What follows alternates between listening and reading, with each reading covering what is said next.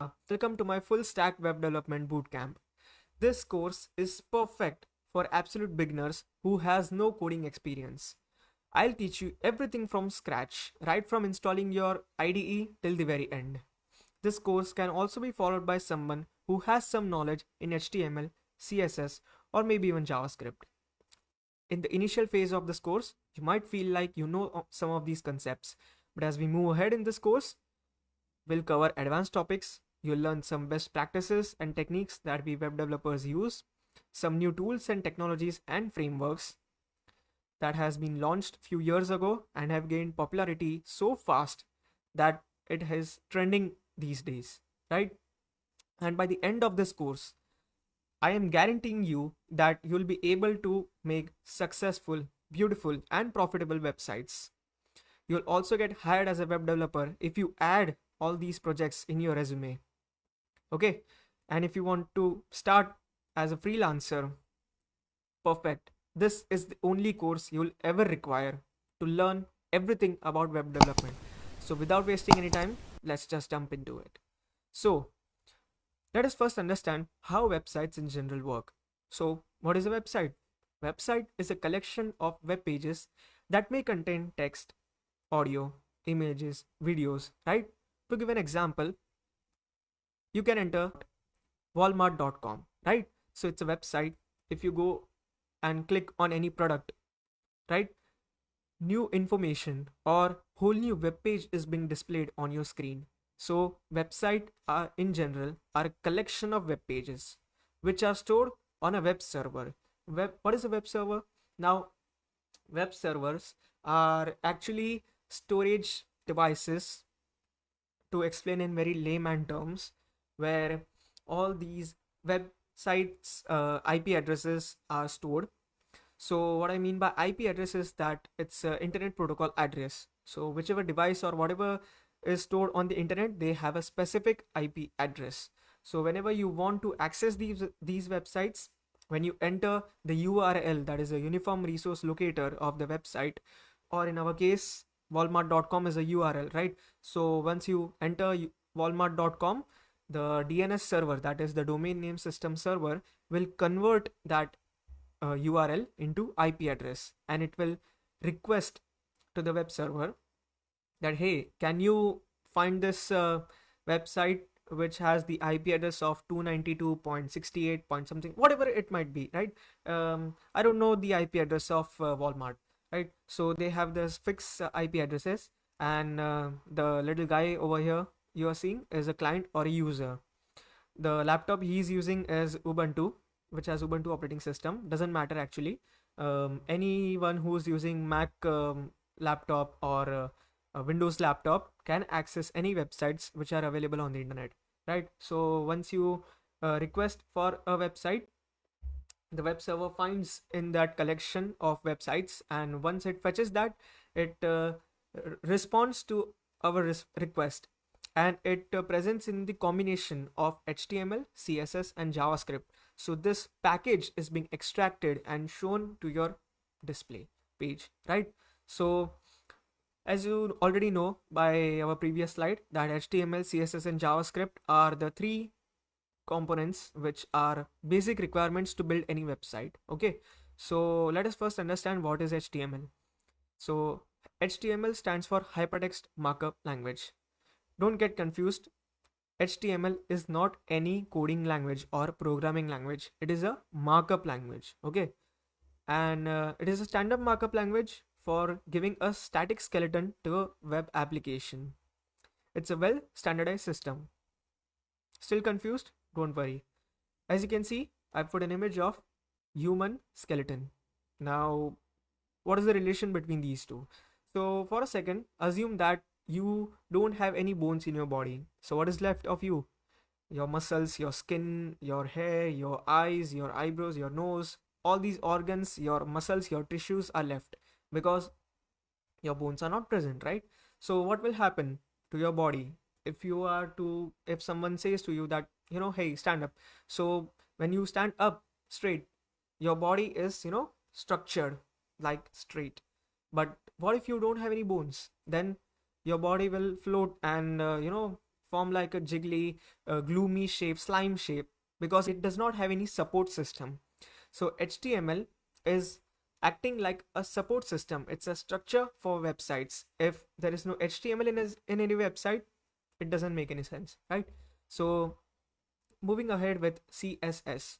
So CSS is nothing but cascading style sheets. Okay, and it's a style sheet language used to handle the presentation of the web page containing HTML. It makes our website look beautiful and modern looking. So I've put an image of our muscles and tissues. So these days, guys hitting the gym, why do they do that? To maintain their health, okay, and to make their body look more aesthetically pleasing, right? That's the main thing why most of the people hit gym. So when you hit gym, you work out, right? You train your muscles, you build a shape of your body, right? You don't want to look like a fat flubby guy, right? You want to look aesthetic and athletic and chiseled and lean body. So that muscles and tissues, your skin, all these provide your body a very unique look, right? So CSS is exactly like that. It provides animations, design elements, colors, and different tools in your website. Now, JavaScript. So JS is nothing but JavaScript. It is a high level dynamic interpreted programming language. Now, JavaScript is a programming language. HTML and CSS are not programming languages. JavaScript is a programming language. It allows client-side scripting to create completely dynamic web applications and websites. Okay, now the biggest advantage that we have over here is that JavaScript can be used in the front end and JavaScript can also be used in the back end.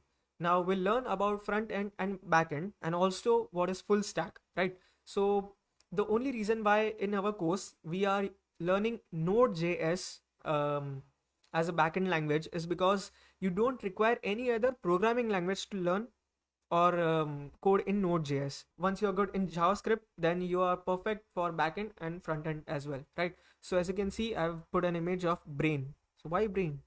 So JavaScript provides the brain or the thinking ability of a website. It provides the functionality.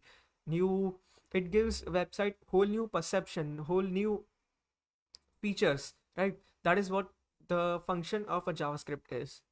Now let us first understand what is front end. Like a minute ago, I said front end, back end, and full stack. So we'll learn about it. Okay. So front end features of website that are immediately observable and accessible by the end user or client.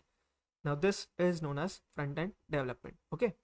Now a front end developer is in charge of everything you see on a website, be it styling, graphics, text, alignment, colors, and so on, whose end goal is to improve user experience and make it as seamless as possible, right? So the front end developer's main objective is to improve the user experience. Like if you go onto the Amazon.com website, what's the first thing that you'll notice? The user experience, right? How well the animations are working, how well the designs are, is that font style, the font alignment, the colors which are used, is it attractive? That's the job of front-end developers.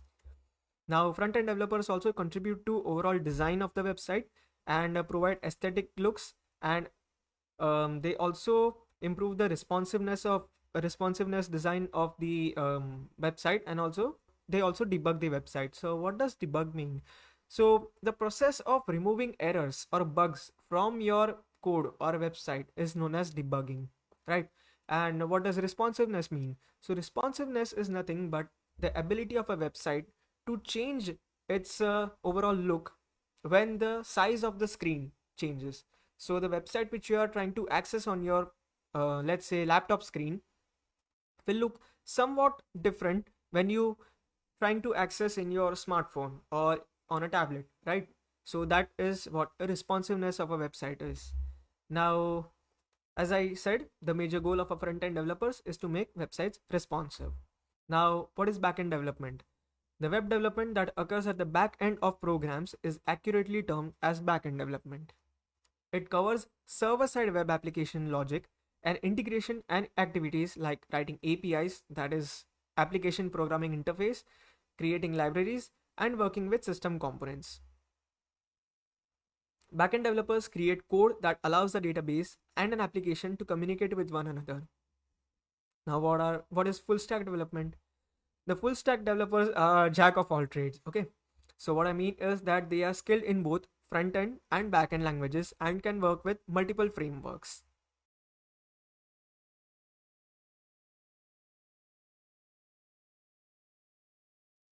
Now that you all have some basic understanding of internet and how websites in general work, let us understand some types of websites. We have two websites. These are static and dynamic. We are not talking about e-commerce websites or blog websites. They are completely different. These are static and dynamic. So what are these exactly? So first of all, let us first understand what are static web pages or static websites. So web pages are written by a server, which are pre-built source code files which are built using HTML, CSS and JavaScript. There is no processing of content on the server. Since the web pages are returned by server with no change, hence the loading time of static websites are fast. There is no interaction with databases.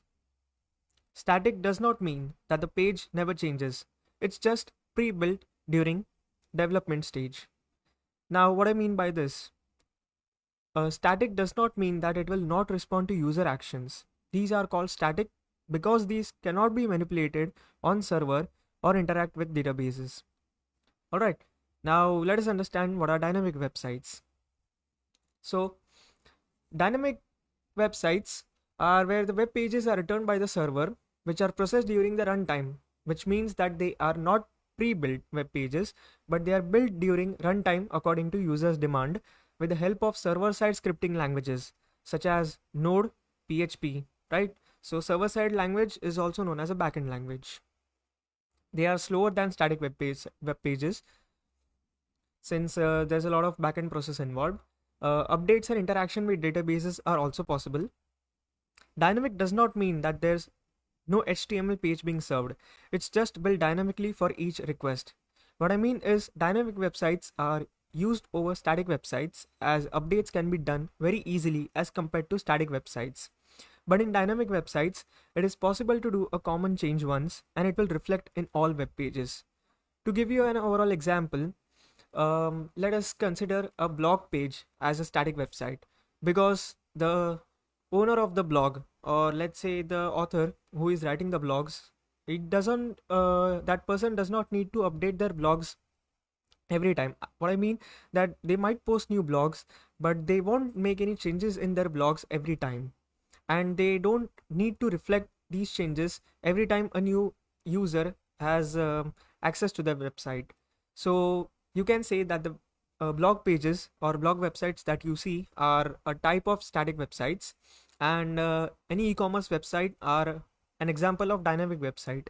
Let's say tomorrow Walmart or Amazon runs a sale.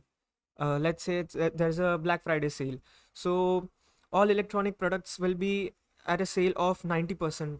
That's too much actually, but let's say they are running a discount of 30%, right? So there are so many files and web pages which are built to make uh, the website like Walmart or Amazon.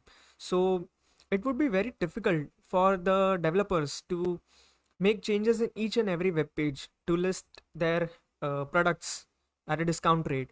So what they'll do, they'll make some changes in their backend so that it reflects that changes immediately, and the changes are made without any more efforts.